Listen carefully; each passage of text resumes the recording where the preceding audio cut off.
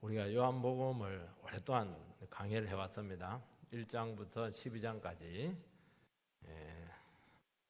지난주부로 이제 끝나고 오늘부터 이제 13장으로 들어가게 됩니다. 12장까지는 무리들, 대중들을 향해서 주님께서는 사역하시고 말씀을 전거를 했습니다.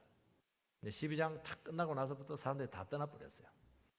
그래서 이제는 소수의 제자들하고 일주일 후에 예수님은 십자가에 달려 돌아가시게 될 텐데 제자들하고 집중적인 사랑을 나눴고 집중적인 말씀을 주었습니다. 성만찬도 하시고 마지막 만찬, 그리고 발도 씻어 주시기도 하고, 그리고 무수한 그 말씀들로 듣게 해서 예수님이 십자가에 달려서 그들을 떠나게 되었을 때 어떻게 살아야 될 것인가 하는 것들에 대해서 구체적으로 말씀을 해주시고 사랑을 나누셔서 그들을 끝까지 붙들어 주신 것입니다. 이제 모든 사람들이 다 떠났습니다. 예수님의 사역은 실패한 것 같습니다. 남겨진 너무나 작은 소수의 택한 무리들, 주님께서는 실망하지 않고 이 작은 무리들, 12명 되는 그 제자들, 그 여성들 데리고 잊을 수 없는 만남을 하시게 된 거니까 13장부터는 막 절절히 눈물입니다. 절절히 아픔이고 절절히 진한 사랑이 배어져 나온다는 것을 알 수가 있습니다.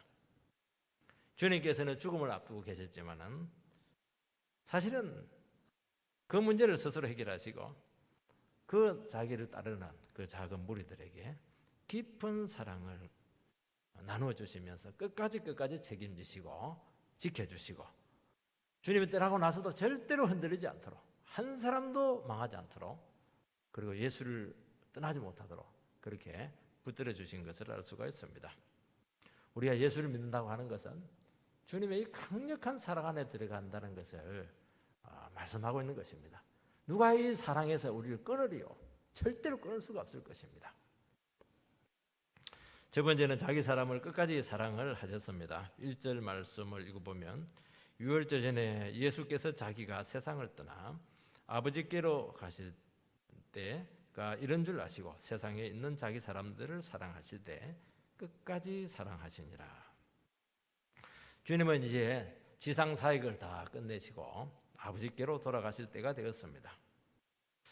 일주일 후에 예수님은 십자가에 죽으시고 있다는 것을 다 알고 계셨습니다.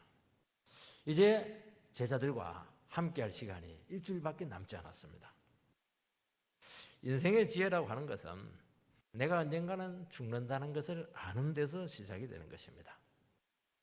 내가 언젠가는 죽는다는 것을 안다면 남아있는 시간이 얼마 되지 않는다는 것을 아는 겁니다. 우리는 내 인생이 천년만년 살 것처럼, 아니 목사님 어떻게 그 거짓말 합니까? 살아가는 것을 보면 알아요. 저거는 천년 살 사람들이 살 계획입니다.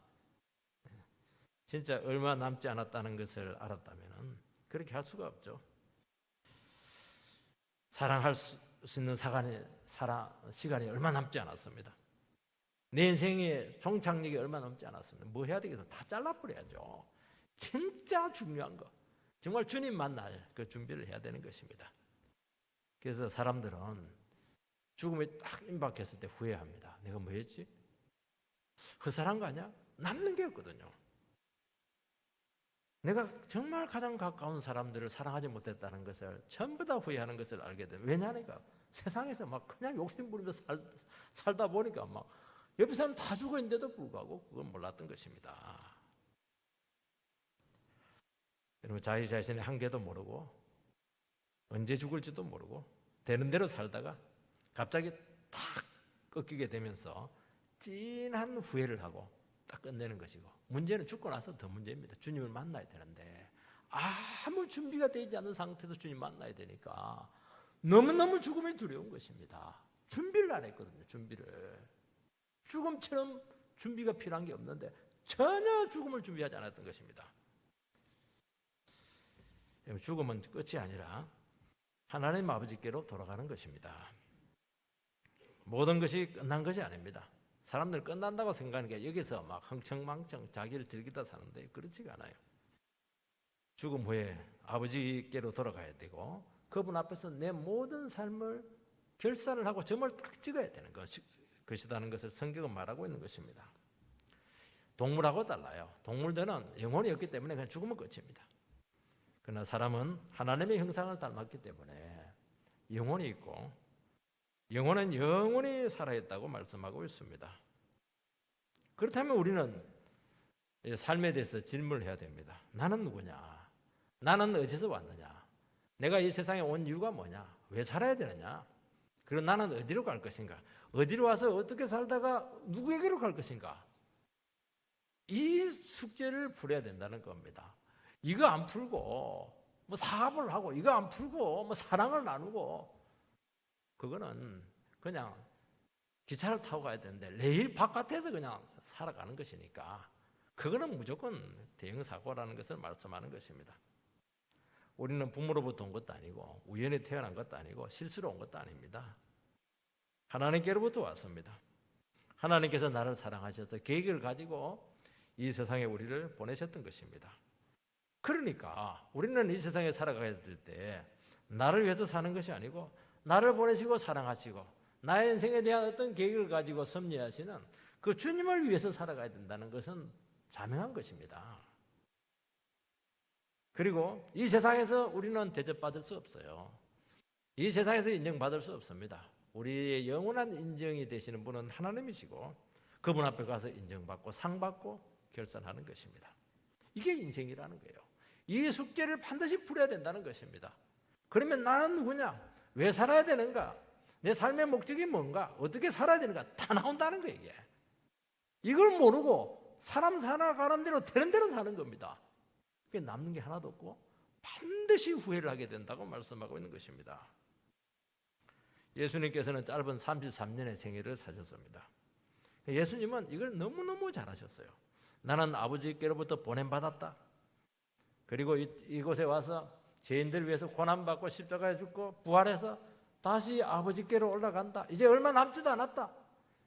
주님은 한순간도 이 세상 살아가면서 아버지와 그 레일에서 이탈한 적이 없습니다. 지금은 이 순간이고 지금은 기적을 행할 때고 지금은 사랑을 나눌 때고 지금은 십자가를 준비할 때고 지금은 기도할 때고 지금은 설교할 때고 기적을 행할 때고 한순간도 흐트러짐 없이 아버지와 함께 동행했던 것을 알 수 있습니다. 왜요?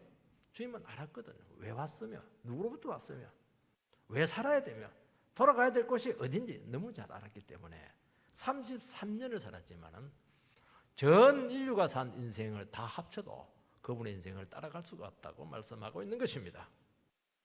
이것이 인생이고 이것을 이해해야 허무하지가 않고 삶의 가치가 있고 정말 영원히 남는 인생이 될 것이라고 말씀하고 있는 것입니다.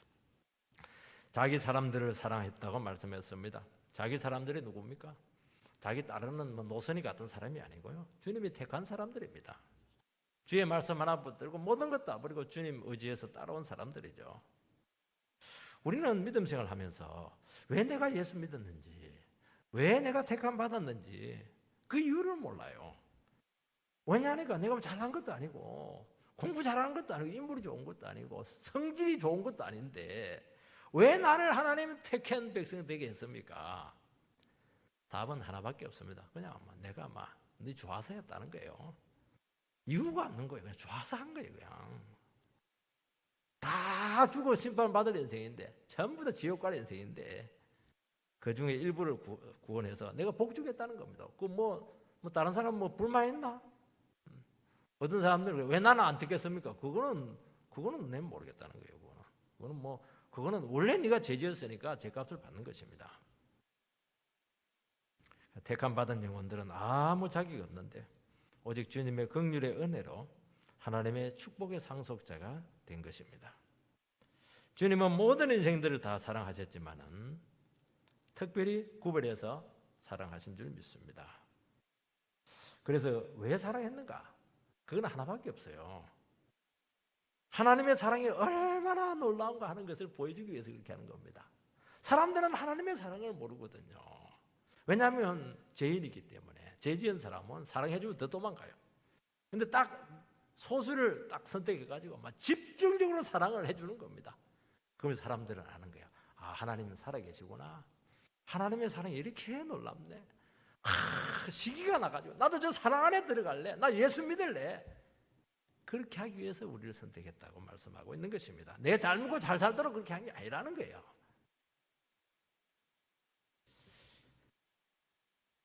여러분, 결혼이 비유가 좀 많이 됩니다. 우리가 한 여성을 선택했다고 하는 것은 지구에 있는 나머지 59억 9,999명의 여성을 포기한 겁니다. 어마어마한 선택이죠. 이거는 어마어마한 선택이에요. 모든 여성을 다 사랑한다. 그건 남봉꾼이든지 그건 아니에요. 그건 사랑이 아닙니다. 한 사람을 딱 선택을 하는 겁니다. 그리고 어떻게 합니까? 모든 걸 다 같이 한다는 것입니다. 여러분, 이 세상에서도 가장 복된 것은 우리는 혈통으로 온다고 생각을 하는데 아니에요. 선택으로 오는 겁니다. 택함으로 오는 거예요. 많은 사람 중에 선택해서 배우자를 삼는 거예요. 그래서 부부는 무촌입니다. 자식은 일촌이에요. 그거는 똑같다는 거예요. 여러분, 택한 종 이렇게 할 때는요, 우리를 택한 하나님의 자녀 됐다고 하는 건 뭘 얘기하냐니까 바로 하나님과 붙어 있다는 거예요. 이게 최고의 관계 속에 들어갔다는 것을 이야기하는 것입니다. 무조건적으로 사랑하시고 무조건적으로 받으시고 주님께서는 생명을 바쳐서 우리를 사랑하셨다는 것입니다. 세상의 사랑은 이익이 되기 때문에 사랑하고 내랑 조건이 맞기 때문에 사랑하는 것입니다. 똑똑하기 때문에 잘났기 때문에 돈이 있기 때문에 뭔가 나에게 혜택이기 때문에 사랑을 한다는 것입니다. 권력이 있을 때는 막 사람들이 막 구름대처럼 몰려오지만은 권력을 잃고 내려오게 되면 완전히 썰물 빠지듯이 아무도 찾아주지 않어요. 이용할 가치가 있으니까 살아가는 것이죠. 능력이 있기 때문에 살아가는 것입니다. 주님의 사랑은 그렇지가 않습니다. 무조건적으로 이유가 없어요. 그냥 사랑하는 것입니다. 그래서 우리는 주님의 사랑을 받을 때 특징이 뭐냐니까 늘 어색해요. 왜냐하면 나는 사랑받을 조건이 전혀 안 되거든요. 내가 뭐 예수를 믿은 가정에 태어난 것도 아니고 내가 뭐 잘난 것도 아니고 뭐 착한 것도 아니고 근데 사랑받을 때마다 어색한 거예요. 내가 받아서는 안 되는 건데 왜 나에게 이런 사랑을 주십니까? 주님은 어떻게 합니까? 그거는 시작에 불과하다는 거예요. 앞으로 또 봐라. 얼마나 내 사랑할지. 왜냐하면 하나님의 사랑은 무한대거든요. 우리가 믿음만 있으면 무한대로 사랑하니까 이해가 안 되는 거예요. 이게 내가 주님을 사랑한 것도 아니었습니다. 단지 주님께서 나를 사랑하셔서 자녀로 택했기 때문인 줄 믿습니다. 그러니까 모든 것이 은혜요. 아무것도 아닌 나를 무엇이간디 생명을 바쳐서 사랑을 하시는 것입니까? 이것이 우리 인생들이 할 수 있는 최고의 찬양이고 최고의 인생이고 최고의 기쁨이라고 말씀하고 있는 것입니다. 주님께서는 끝까지 사랑하셨다고 말씀하고 있습니다. 끝까지 사랑했다고 하는 것은 사랑하고 또 사랑하고 또 사랑하고 사랑한대 억수로 사랑한다 무지무지 사랑한다 죽도록 사랑한단 말이지. 왜냐하면 우리는 사랑을 잘 믿지 못하거든요. 버림받은 인생이기 때문에 불안해하거든요. 끝까지 사랑한다는 것입니다. 도무지 사랑할 수 없는 처지인데도 불구하고 계속 사랑했다는 것입니다. 제자들이 주님을 의심하고 막 침체하고 막 도망가서 자기 살 길을 찾고 고향으로 내려가고 고기 잡으러 가고 주님께서 내가 너희들보다 먼저 갈릴리로 가서 너희들을 다시 만나주겠다. 그렇게 일으켜 세우시는 사랑을 하셨던 것입니다. 제자들은 전부 다 예수를 다 버리고 도망쳤습니다. 주님은 포기하지 않았습니다. 한순간의 열정으로 불같은 사랑을 할 수 있거든요. 우리는 그거 아니에요. 감정적인 사랑하지 않았어요. 이것은 오래가지 않습니다. 시간이 가면 변하는 사랑하지 않았습니다. 끝까지 사랑했다고 하는 것은 주님이 딱 작심을 냈다는 거예요. 끝까지 사랑하시니라. 이게 의지잖아요. 주님 신적인 의지거든. 주님이 결심하면 되는 겁니다. 예수가 결심하면 되는 겁니다. 하나님이 작심하면 되는 거예요. 주님은 뭘 작성했습니까? 내게 속한 사람 한 사람도 잃어버리지 않도록 지구 끝까지 가서라도 내가 사랑하고야 말리라. 그걸 작심했다는 겁니다. 내가 아무리 사랑 안 받고 도망쳐도 주님은 그 지구 끝까지 찾아가가지고 두들겨 패더라도 다리 몽실을 부지러서 사랑하고야 만다는 것입니다. 상황이 변하고 어떤 위기가 오더라도 절대로 사랑을 포기하지 않겠다는 것입니다. 주님은 십자가 위에서도 막 사랑하셨어요. 그리고 모친 노가 걱정이 되니까 요한에게 모친 부탁한다. 끝까지 사랑하시고 그들을 기대해 주시고 말이죠. 예수님은 십자가에 달리고 3일 만에 부활하시고 나서도 바로 하늘로 못 올라가요. 왜냐하면 제자들이 막 헤매고 있으니까 와가지고 일일이 그냥 그들을 붙들어주고 그리고 나서 하나님의 일꾼으로 세우고 성령 부어서 그렇게 확실하게 만들어 놓고 떠나셨다는 것을 알 수가 있습니다. 이게 주님의 사랑인 줄 믿습니다. 우리는 주님을 잘 믿어야 사랑한다고 그렇게 생각을 합니다. 왜냐하면 우리는 늘 믿음이 부족하거든요. 우리는 늘 이중인격자거든요. 우리는 예수를 믿지만 늘 한 발은 도망갈 생각하고 있거든요. 그러나 주님께서는 또 용서하시고 기다리시고 포기하지 않는다는 것을 말씀하고 있는 것입니다. 특별히 어려운 처지에서 더 강렬한 사랑이 나타난다고 말씀하고 있습니다. 우리가 언제 하나님의 사랑을 체험합니까? 모든 것 다 잃어버렸어요. 정말 쫄딱 망했어요. 그러나 그 자리에 주님의 사랑은 함께하는 것입니다. 둘이 풍족할 때는 몰라요. 왜냐하니까 만족스러우니까. 아무것도 없을 때, 내 혼자 딱 남았을 때 그 자리에도 하나는 남아있습니다. 뭐죠?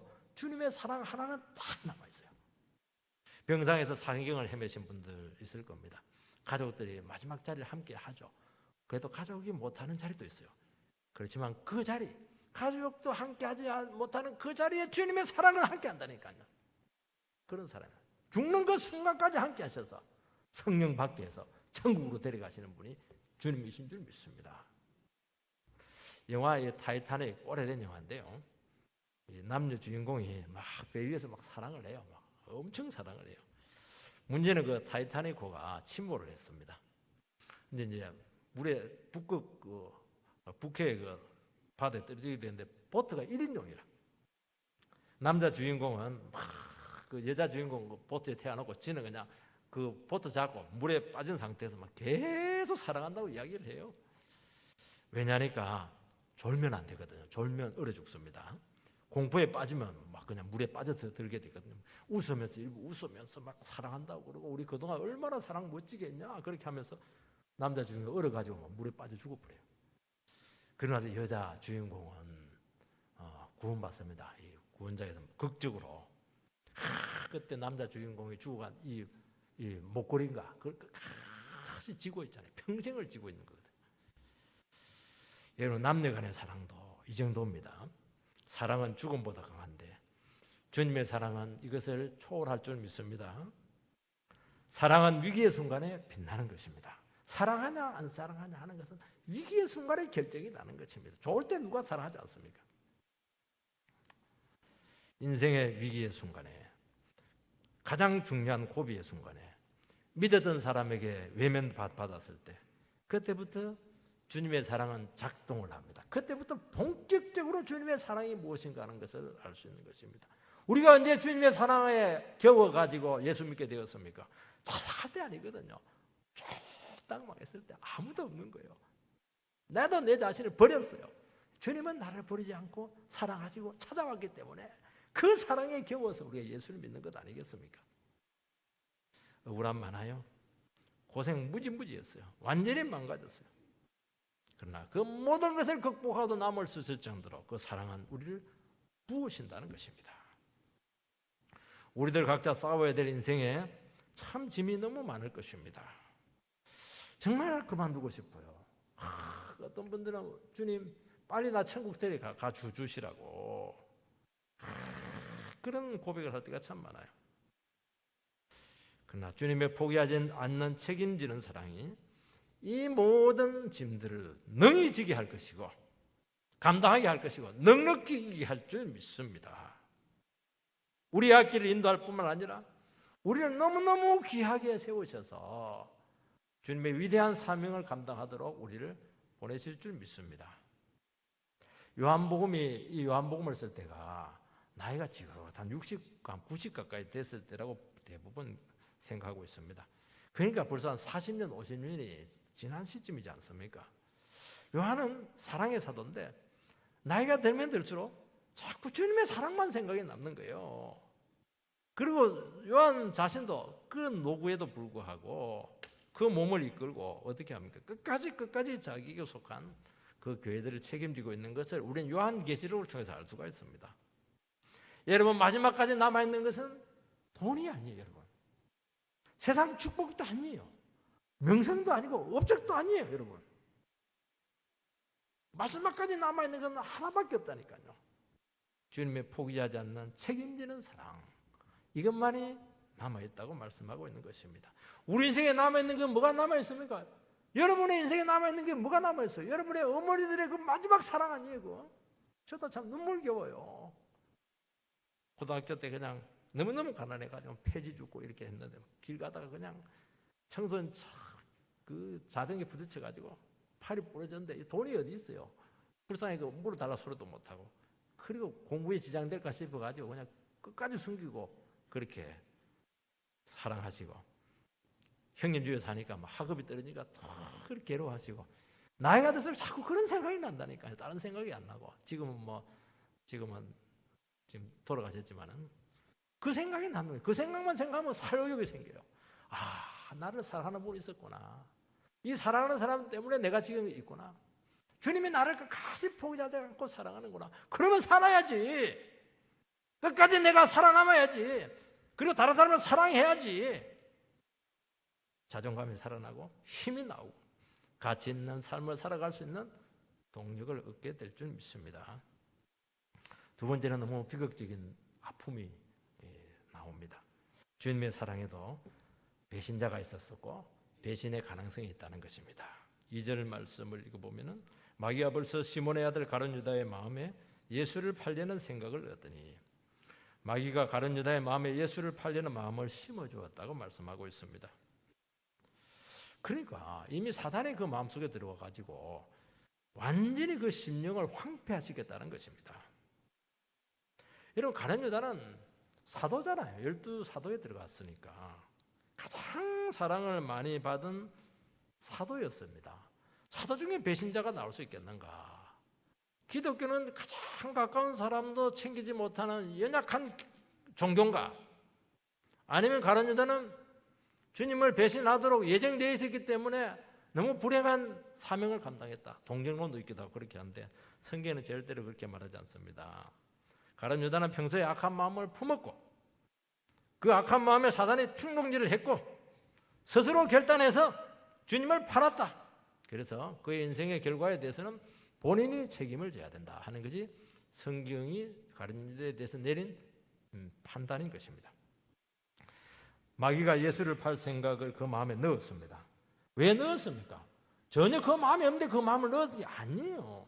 늘 그 마음을 가지고 있었기 때문인 그 마귀가 역사를 한 것입니다. 지금 이 순간 확실하게 결단을 내린 거예요. 아, 이제는 팔아야 되겠구나. 이제는 이분과 함께 못 가겠구나. 그렇게 결심이 있었던 것입니다. 그냥 마귀가 탁 떠서 확신을 주었던 것이죠. 여러분, 우리는 얼마든지 이렇게 될 수 있다는 것을 항상 기억해야 될 줄 믿습니다. 우리가 믿음 생활할 때 우리 주님과의 관계를 평상시에 잘 해서 마음을 잘 다스려야 된다는 것입니다.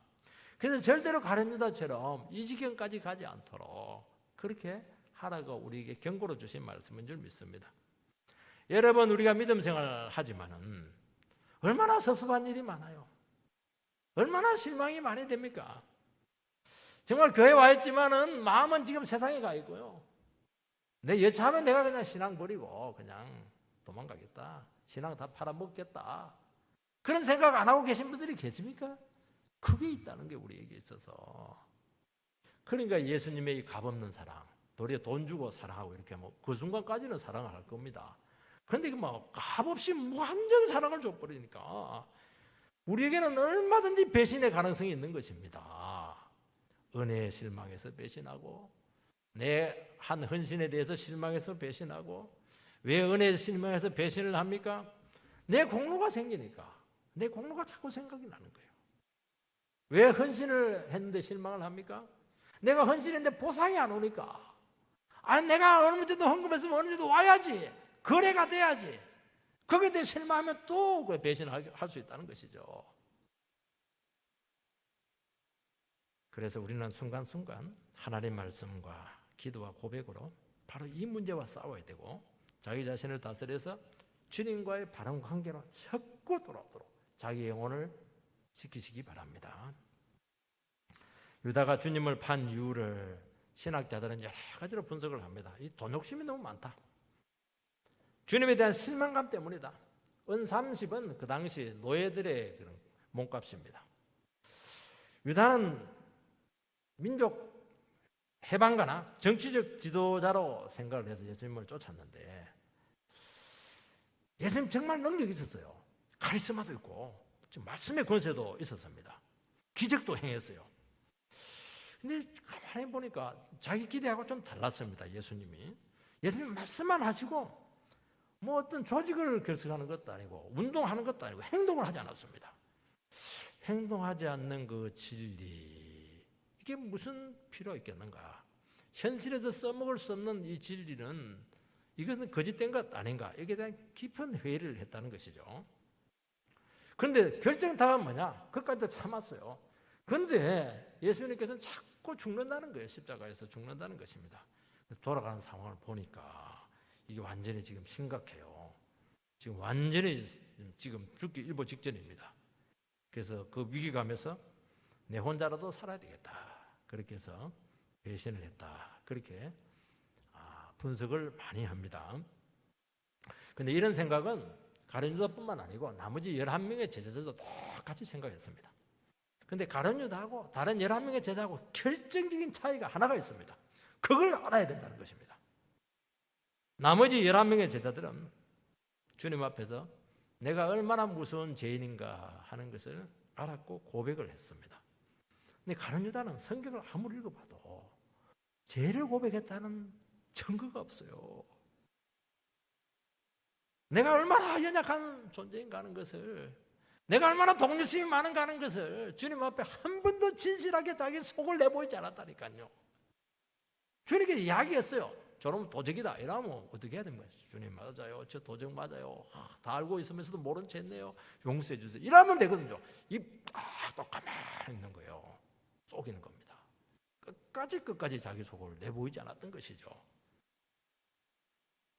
여러분, 이런 의식이 위기 상황에서 자기 자신을 내려놓고 하나님의 뜻을 붙들게 하는데 바로 이 부분에 있어서 결정적인 약점을 가졌다는 것입니다. 여러분, 결정적인 순간에 우리는 자기 자신을 믿어서는 안 돼요. 하나님 뜻을 붙들어야 되는 것입니다.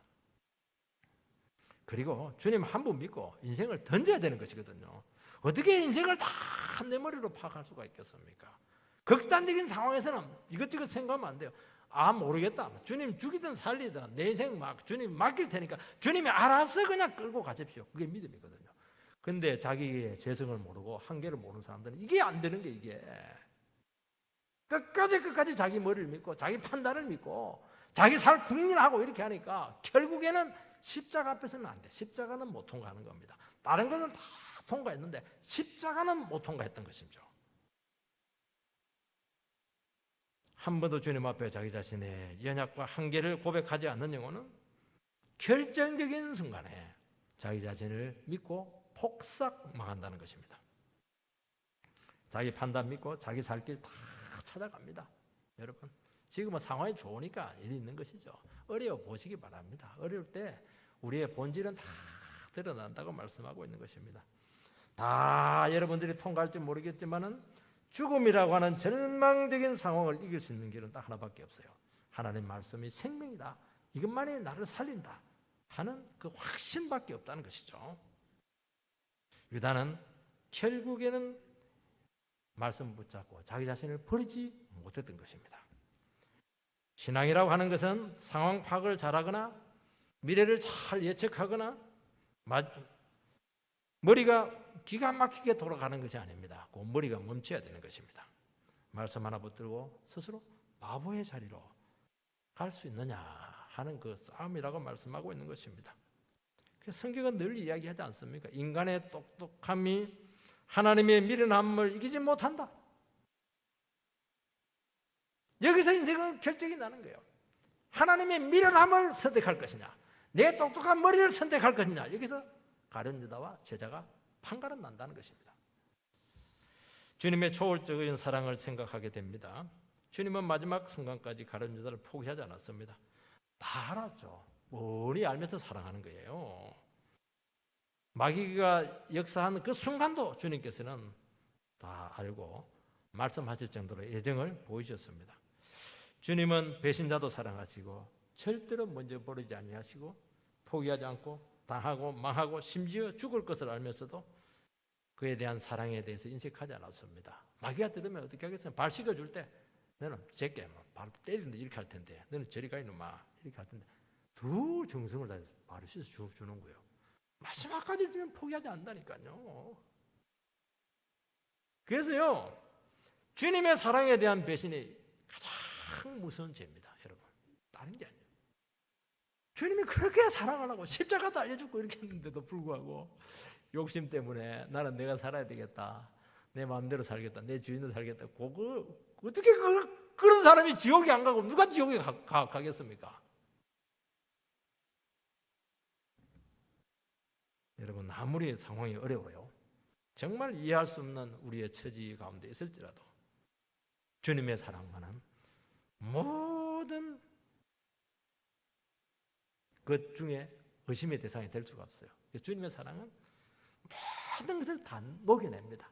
모든 오해들, 모든 상황들, 인생의 굴절을 전부 다 녹여내가지고 결국에는 주의 십자가 붙들고 성의자의 삶을 살게 하신다니까요. 십자가만이 여러분의 인생길을 끝까지 승리의 길로 인도할 줄 믿습니다. 믿으시기 바랍니다. 세 번째는 발을 씻기셨습니다. 3절에서 5절 말씀을 보면 저녁 먹는 중 예수는 아버지께서 모든 것을 자기 손에 맡기신 것과 또 자기가 하나님께로부터 오셨다가 하나님께로 돌아가실 것을 아시고 저녁 잡수던 자리에서 일어나 겉옷을 벗고 수건을 가져다가 허리에 두르시고 이에 대야에 물을 담아 제자들의 발을 씻기시고 그 두르신 수건으로 씻기기를 시작하여 주님은 두 가지를 알았습니다. 아버지께서 모든 것을 자기에게 맡기신 것을 아셨고 하나님께로부터 왔다가 하나님께로 돌아간다는 것도 알았습니다. 주님만이 이 혼란하고 복잡한 상황 가운데 유일하게 상황을 다 깨고 있었다는 것을 말씀하고 있는 것입니다. 주님은 이런 시점에서 무엇을 했느냐? 최후의 성만찬을 했고 그리고 제자들의 발을 씻기셨습니다. 유월절은 예수의 십자가 제물로 돌아가신 그 주님의 어린 양의 그 제물 대심을 예표하는 절기죠. 왜 그때 발을 씻겼는가? 제자들의 그 죄도 씻기 위해서인가 하는 그 의미도 있습니다. 그러나 사실은 이것은 주님의 사랑을 몸소 제자들에게 실천하신 그런 내용이라는 것이죠. 제자들의 발이 더러워서 냄새가 너무한데 아무도 안 닦으니까 씻겨준 것이다. 그 당시에는 또 문화기 때문에 아니면 성김의 도리를 가르치기 위해서 주님께서는 직접 발을 닦아주신 것도 있습니다. 그러나 그것보다 훨씬 더 근본적인 것은 이 구원의 의미가 들어있다고 말씀하고 있습니다. 그 이유가 뭐냐니까 예수님께서는 성만찬 중에 이 사건을 행하셨다는 것을 알 수가 있습니다. 여러분, 주님의 죽으심의 은혜를 받은 영혼들은 그때 진정한 섬김이 있고 진정한 헌신이 가능하다는 것이죠. 진정한 사랑이 가능한 거예요. 우리가 예수의 구속의 은혜에 붙들리게 될 때 그때 헌신이 나오는 겁니다. 그때 충성이 나오는 거예요. 그때 진정한 사랑이 나오는 거예요. 그게 없는 상태에서 헌신하고 사랑하고 섬길 수 있습니다. 전부 다 자기 의가 될 겁니다. 자기 주장할 겁니다. 그래서 기독교는 선행의 종교가 아니고 은혜의 종교다는 것을 여기서 말하는 것이죠. 오늘 저희들이 새벽 기도 시간에 왜 우리가 기도를 할 수 있는가 하는 것을 가지고 우리가 나누었습니다. 다른 종교와 기독교의 기도의 차이가 뭘까? 불교의 기도는 뭐 치성과 정성, 뭐 놀랍죠. 막 그냥 잠 안 자기 위해서 무슨 말까지 했냐니까 10손가락에 마디를 태웠다는 거예요. 잠 안 자려고 일주일 동안 잠 안 자고 기도하려고. 여러분, 불교의 그 영성이라고 하는 것은 처절하고 눈물겨운 겁니다.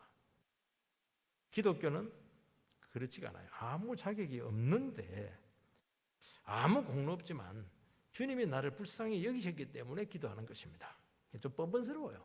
어찌 보면 아무것도 한 주제도 없으면서 기도한다는 게 이게 예배 드린다는 겁니다. 죄와 허물도 있지만은 주님이 나를 용서해 주셨다는 걸 믿고 의지해서 그냥 기도하고 예배 드리는 겁니다. 여러분, 이 의식이 없으면요, 여러분의 신앙은 다른 종교와 다를 거 없어요. 불교로 가시기 바랍니다. 반드시 습관적이 되고 윤리적이 되고 종교적이 될 수밖에 없는 거예요. 왜 교회 옵니까? 교회 와야 마음이 좀 편하니까요. 교회 올 때도 어떻게 합니까? 교회 와주는 겁니다. 헌금도 필요하고. 사실은 뭐 와주는 것만도 얼마나 감사해요. 목사 입장에서는요, 와주는 것만 너무너무 감사해요. 늦게라도 축도 할 때도 와서 얼굴 보고 가는 거하고 생판 나는 거하고는 막 너무 차이가 많아요. 열심히 오시기 바랍니다. 근데 그 의식은 틀렸다는 거예요. 고맙죠?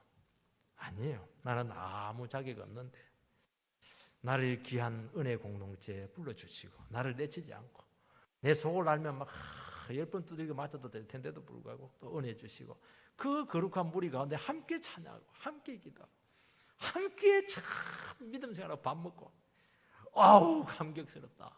이 차이입니다. 이 차이. 이 차이를 여러분들이 느끼시기 바랍니다. 거기서 변화가 오는 것이죠. 거기서 회복이 오는 거예요. 거기서 능력이 오는 것이고 축복이 오는 것이고 기적이 오는 것입니다. 주님이 발을 씻어 주셨습니다. 감동이죠. 진짜 종이 씻어 주었으면 당연하다고 생각할 겁니다. 때밀이는 돈 주면 발 닦아줘요. 그러나 하나님의 아들이 종이 되어서 씻어 주셨다고 말씀하고 있습니다. 저도 어릴 때요, 예수 안 믿었는데 아버지가 내려와 이래가지고 막 발을 씻어주는 겁니다.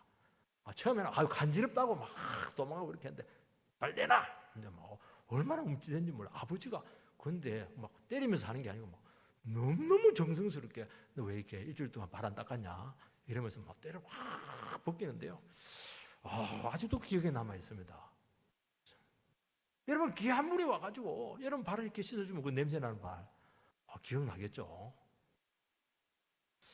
여러분 하나님의 아들이지만 종의 모습으로 섬기셨습니다. 지배자의 모습이 아니라 종의 모습이에요. 여러분 좋은 일 한다고 해서 다 감동이 되고 마음이 움직이는 게 아닙니다. 종의 모습으로 해야 돼요. 왜 감동이 없어요?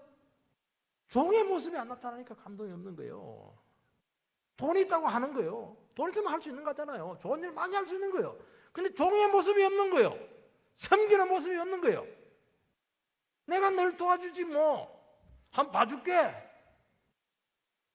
그런 마음으로 하는 것입니다. 진짜 섬김의 모습으로. 정말 당신을 내가 사랑하고 있다고. 당신 영혼이 잘 되기 위해서 나는 뭐 얼마든지 희생할 수 있다고. 그런 모습이 안 나타나는 거예요. 그러니까 변화가 없는 거예요, 이게. 주님은 말없이 행동으로 섬기셨습니다. 말이 필요 없어요. 섬기는데 무슨 말이 필요해요? 말이 많은 사람이 사랑이 없는 거예요. 설명이 필요 없습니다. 내가 하겠다는데 뭐. 내가 책임지겠다는데요. 그냥 하는 겁니다. 이유가 없는 거예요. 몸으로 섬겨야 되는 것입니다. 노동을 해야 되는 것이죠. 정신적으로 그런 말을 자꾸 하면 안 됩니다. 진짜 사랑은 하기 싫은 것 하는 것이죠. 나도 싫고 다 싫은데 사랑하기 때문에 하는 겁니다. 엄마들이 그렇게 많이 다 싫어하는데 똥꿀에 닦고 그렇게 하는 게 왜요? 사랑하니까 기꺼이 하는 겁니다. 기꺼이. 그것도 싫어서 하는 게 아니에요. 기꺼이 하는 겁니다.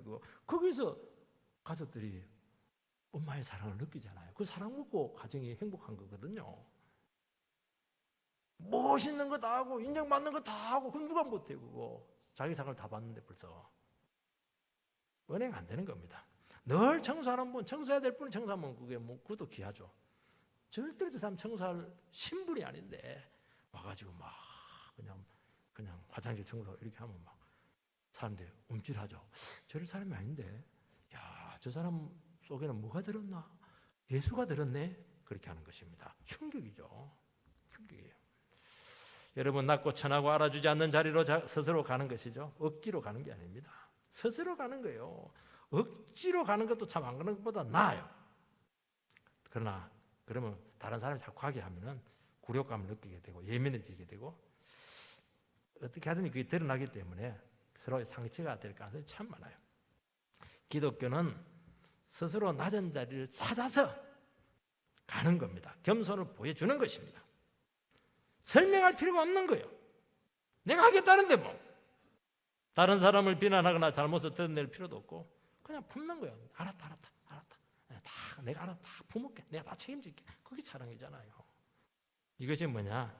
가장 강력한 영적인 자질이라고 말씀하고 있습니다. 우리는 오늘 우리 시간 주님 앞에 다시 한 번 더 주의 사랑 앞에 겨워서 믿음 생활하는 귀한 승리자들이 되시기를 주의 이름으로 축원드립니다.